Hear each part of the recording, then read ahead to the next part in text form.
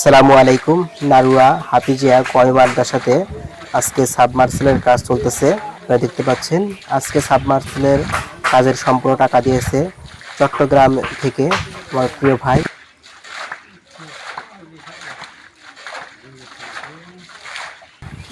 আজকে সাবমার্সেল বসানোর কাজ চলছে সিরাজগঞ্জে। ভাইয়ের ইচ্ছা আছে যে সারা বাংলাদেশে 64টি জেলায় সাবমার্সিবল পাম্প স্থাপন করবে মাদ্রাসাগুলোতে। আমরা তার জন্য দোয়া করব, তার এই ইচ্ছা যেন পূরণ হয় এবং তিনি যেন ধারাবাহিকভাবে পর্যায়ক্রমে সবগুলো জেলাতে এরকমভাবে কাজ করতে পারেন।